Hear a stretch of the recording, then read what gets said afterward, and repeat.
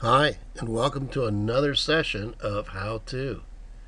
Today, one of the questions that come about is through customers, and they asked, how could I manage my inventory better and my controls better in the way of costs? Well, the best way to do that is through our purchase order module. To do that, coming to a purchase order, you have a ability to generate purchase orders from the inventory module.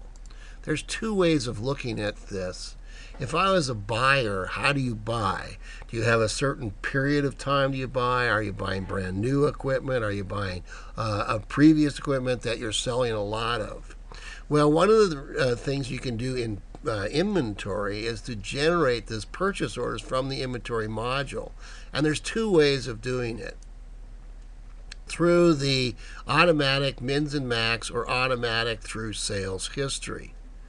Now, when I talk about mins and max, most people look at mins and maxims as how much should I carry inside my yard or in my back room, and what's the maximum number of it. Cougar doesn't look at it that way. Cougar looks at is what should be my minimum and how much should I ever order at one time. To talk about this is that if I had something like 25 on hand and my minimum down here was set up as 30 and my maximum was set up as 12, there's a reason for each one of these numbers. They do look like they're silly numbers. But what it does is that when it reaches 25, it's below the minimum that you want in your particular back room. It just triggers that it's time to reorder. Your reports up here, what is under stock, will tell you if you are not keeping track of anything that is below minimum. And at the same time, the understock report would tell you how many you've sold within 15, 30, and 60 days. Well, if you're working with an automatic, Cougar sees this as under the stock minimum, so it's time to order. And the maximum is not maximum that you have in the back room, but the maximum number you want to order at any one time. That way, if you do orders, let's say, and you've got 6 on back order, and also you have, let's say, you have on order through the purchase order, you already have 24. What that does, it does the mathematics for you. You need to order 12. You have 6 on back order, so that's 18, but you already have 24 on order, so it will not order for you because you've already ordered before, a week before, 2 weeks before, etc. So this mins and maximums are very important, and that's how purchase order does it. Now going back to purchase order and taking a look, and we'll generate some of these. I'll show you 2 reports, the automatic mins and maximums, start to end. And when I click on it, it comes up with only one item to buy. And that is this particular item right here, the swivel chair. And it's only 21. Now, how did it know? Well, see, there's 6 available. And there's 22 on order already. And see, there's 52 on back order. So because of the back order being so heavy, it's telling them to order another 21 to get the totals up to where they're supposed to be to sell it.